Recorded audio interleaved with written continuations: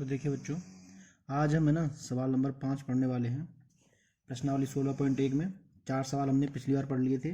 देखो 5वां सवाल क्या कह रहा है कि एक बगैर ढक्कन का बक्सा है।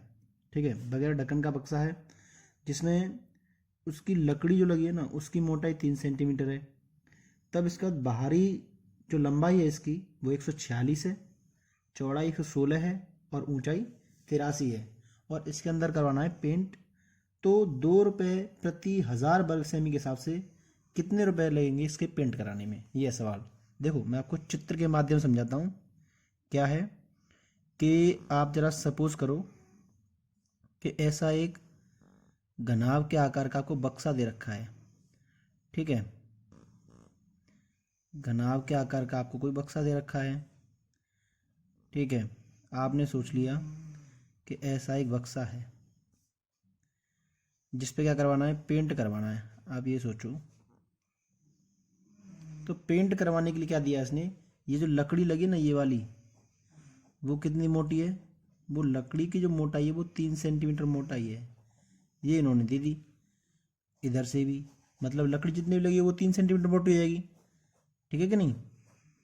तो इस हिसाब से क्या हो गया, उन्होंने दे रखा है कि इसकी जो लंबाई है वो है 146 यानी 146 कितनी, लकड़ी की मोटाई के साथ में है। और इसकी जो चौड़ाई है वो कितनी है, 116 है, वो भी लकड़ी की मोटाई साथ में है। और इसकी जो ऊंचाई है ना वो उन्होंने दे रखी है 83। लेकिन इसके ऊपर ढक्कन नहीं लगाए। तो ढक्कन नहीं लगाए तो इसका मतलब क्या हुआ, ये नीचे तो लकड़ी है ऊपर लकड़ी नहीं है। तो इसका मतलब जब हम इसके अंदर पेंट करेंगे तो बाहर बाहर की जो मोटाई जो बची है ना वो तो सब हट जाएगी ना, हट जाएगी। तो मोटाई को हटाएंगे, इसके बाद पता करेंगे ये जो है लकड़ी का आकार क्या बचा है। ठीक है ना, मतलब बक्से का आकार क्या बचा है। तो क्या किया, मोटाई को हटा दो। तो मोटाई को हटाने के बाद बक्से की लंबाई, तो देखो लंबाई L अगर हम मान लें तो देखो 3 इधर से हटेगी, 3 इधर से हटेगी, तो कुल मिलाकर कितनी हट जाएगी, 6 हटेगी ना।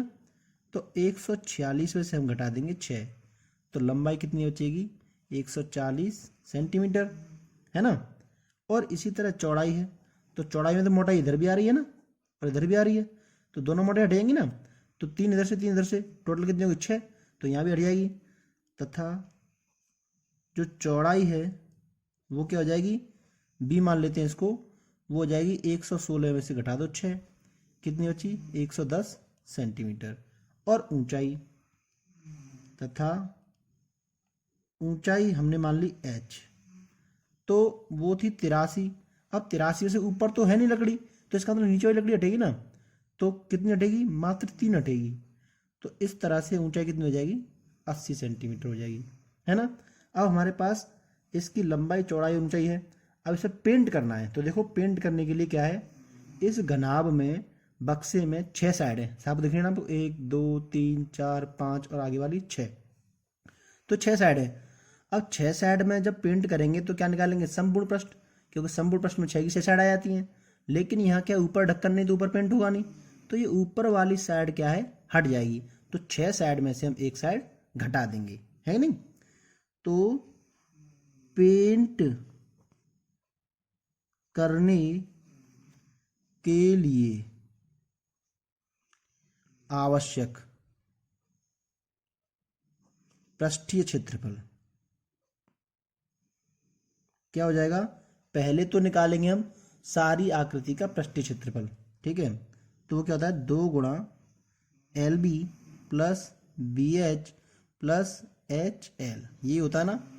अब इसमें क्या है, ये 6 की 6 आकृति आ गई, लेकिन हमें ऊपर वाली तो उठानी पड़ेगी। तो देखो ऊपर वाली आकृति किससे मिलकर बनी है, एक तो इससे यानी कि लंबाई से, एक इससे यानी चौड़ाई से। तो ये दोनों आकृति जो हैं वो हट जाएंगी। ठीक है ना, इसका मतलब ये आयत हट जाएगा, -LB। ठीक है, घटा दिया, तो हमारे पास ये 6 में से एक आकृति घट गई, तो कितने बचे हमारे पास, 5 पृष्ठ बचे, और 5 का क्षेत्रफल हम निकाल लेंगे। ठीक है ना। तो देखो क्या करेंगे, अब हम सारी वैल्यू जो है उनको रख दो इसमें, अब ये आंसर आ जाएगा। तो L का मान है 100 40 गुणा 110 प्लस 110 गुणा 80 प्लस 80 गुणा 140 माइनस के 140 गुणा 110। ठीक है, तो सबका गुणा कर दो आपस में, कितना हो गया।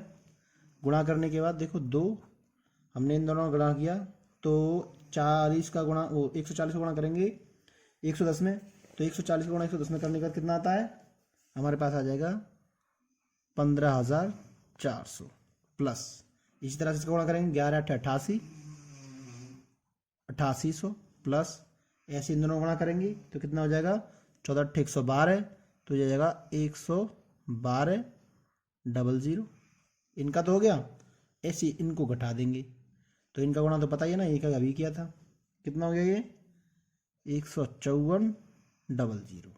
घटा दिया तो देखो क्या हो जाएगा, इन तीनों को जोड़ दो, तीनों संख्या को जोड़ने के बाद हमारे पास 35,400, और 35,400 दो को गुणा किया तो हो गया 70,800, और 70,800 में ये घटाएंगे हम 15,400, तो कितना बचेगा हमारे पास, बचेगा फिर 55,400। तो ये जो क्षेत्रफल आया है, ये आया है हमारी 5 जो है इसमें पृष्ठ उनका। ठीक है, अब इन पे पेंट करना है, तो पेंट करने का खर्चा क्या दिया उसने, दिया है कि 2 रुपये लगते हैं 1000 वर्ग सेमी के, तो यहाँ लिख देंगे, क्योंकि भाई 1000 वर्ग सेमी पेंट का खर्च कितना है, 2 रुपये। ठीक है नहीं, तो फिर 55,400 का खर्चा कितना हो जाएगा भाई, सीधी बात है, कितना हो जाएगा, इस हिसाब से अगर देखेंगे तो 2/1000 गुणा 55,400, देखो काट लेंगे, 2 से काटा 5 बार, 5 से भाग दे दो, कितना आया, भाग देने के बाद हमारे पास आ जाता है ये 5 एकम 5 5 एकम 5 0 5 अट्ठे 40, तो कुल मिला के हमारे पास आया 110 रुपये 80 पैसे। ठीक है ना, तो यानी कि हमारा जो कुल खर्चा आएगा पेंट करने का 5 और 17 आएगा 110 रुपये 80 पैसे। अब आते हैं सवाल नंबर 6 की तरफ। देखिए सवाल नंबर 6 क्या कहता है, सवाल नंबर 6 हमारा कह रहा है कि जैसे एक घनाभ है, ठीक है ना, इसकी लंबाई चौड़ाई ऊंचाई का योगफल दिया है 19 और विकर्ण दिया है 11 सेमी, तो इसका संपूर्ण पृष्ठीय क्षेत्रफल पूछा उसने। तो देखो हमें दिया है ना लंबाई चौड़ाई ऊंचाई का योगफल दिया है, तो हम उसके मान लेते हैं पहले। ठीक है, तो मान लिया हमने लंबाई चौड़ाई ऊंचाई कितनी है, तो माना घनाभ की लंबाई, लंबाई कितनी दी है पता नहीं, तीनों का योग दिया है तो हमने L मान ली। ठीक है ना, चौड़ाई B मान ली तथा ऊंचाई हमने मान ली H है। ठीक है, अब हमें दिया है कि लंबाई चौड़ाई और ऊंचाई तीनों का योगफल 19, ठीक है, तथा विकर्ण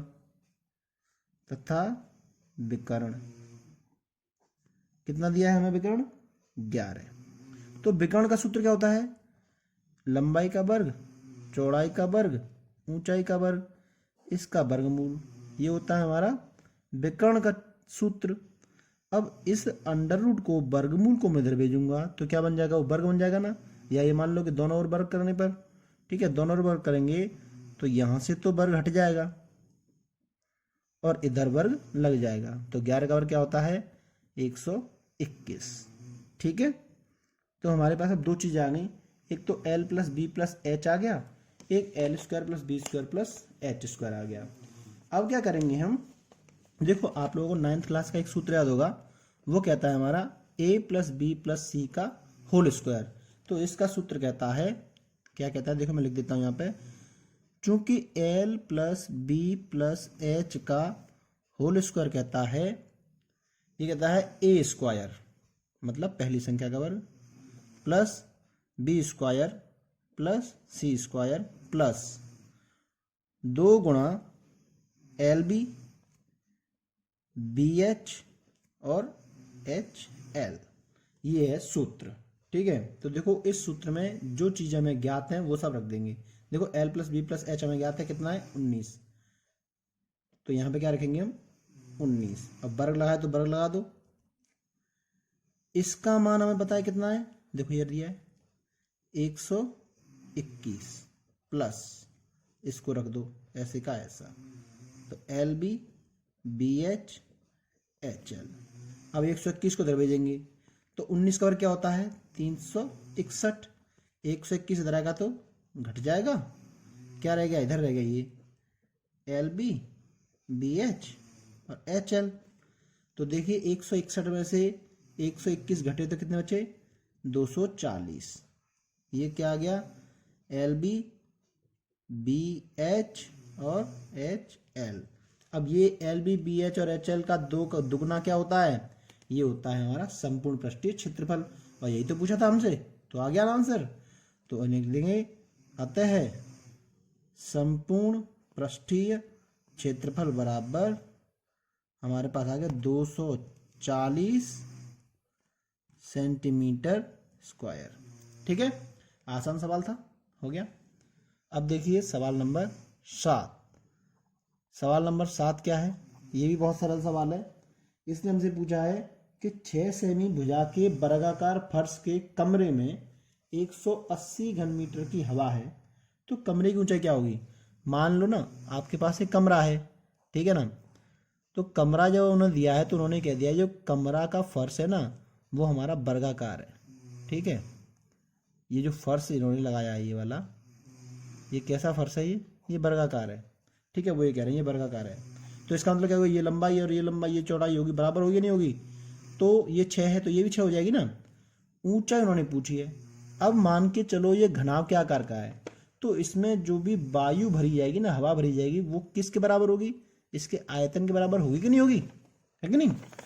तो मान लेते हैं, क्या ऊंचाई नहीं दे तो ऊंचाई मान लेंगे, माना ऊंचाई बराबर h है, तो इसमें जितनी हवा आएगी वो उतनी तो आएगी जितने कमरे का आयतन होगा, है कि नहीं। तो यहां लिख देंगे हम, चूंकि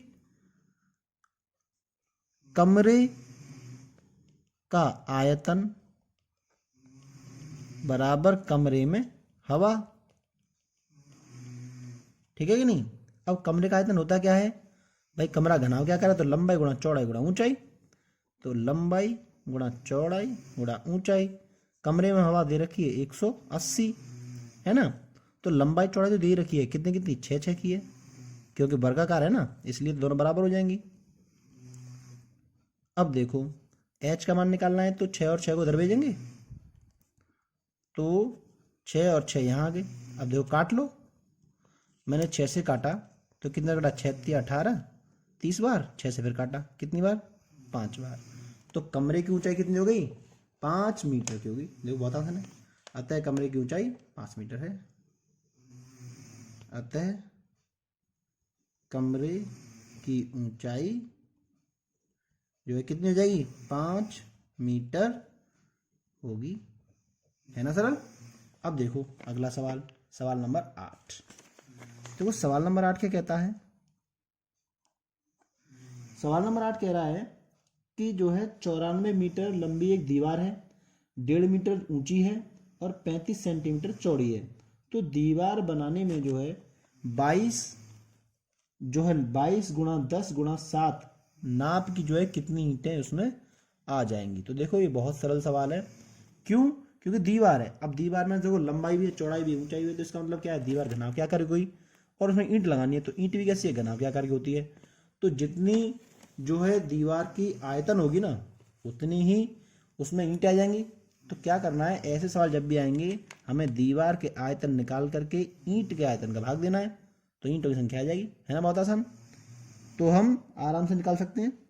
ठीक है, तो ये देखो क्या लिखा है, चूंकि दीवार की लंबाई कितनी है, लंबाई है हमारे पास 44 मीटर, मीटर है ना, तो सेंटीमीटर में बदल लो, तो 1 मीटर में कितने सेंटीमीटर होते हैं 100, तो 44 में कितने हो जाएंगे 4400 सेंटीमीटर हो जाएंगे नहीं हो जाएंगे, लंबाई हो गई।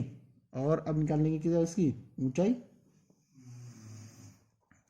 ऊंचाई हमारे पास दिया है 1.5 मीटर, तो इसको भी सेंटीमीटर बदल लो, तो कितना हो जाएगा 1.5 में 100 का गुणा करेंगे तो 150 सेंटीमीटर।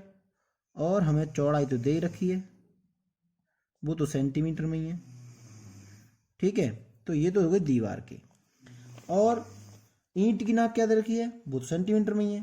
देखो ईंट की माप वो तो दे रखी है 22 गुणा 10 गुणा 7। ठीक है, तो ये तो बहुत आसान दे रखा है 22 गुणा 10 गुणा 7। तो अब क्या करना है, ईंट की जो आयतन होगी उसका भाग लगाना है दीवार के आयतन में। ठीक है, आ गई ईंटों की मात्रा। अतः ईंटों की मात्रा। तो ऐसे सवालों में सीधा दीवार के आयतन में एक ईंट के आयतन का भाग देना है। ठीक है ना, ईंट का आयतन। और आयतन होता क्या है, लंबाई गुणा चौड़ाई गुणा ऊंचाई। तो कितना हो गया 4400 गुणा 150 गुणा 35 बट्टे 22 गुणा 10 गुणा 7। देखो काट लेंगे, जो कट रहा होगा, जीरो से हमने जीरो काट दिया, 22 दूनी 44 काट दिया। ठीक है, 200 बार कटेगा, 7 पंजे 35 काट दिया। तो देखो 200 को गुणा 5 में करेंगे, 200 पंजे 1000, 1000 का 15 में कर दो, कितना आ गया 15000। तो ईंटों की संख्या कितनी हो जाएगी, ईंटों की संख्या आराम से 15000 हो जाएगी। है ना सर सवाल।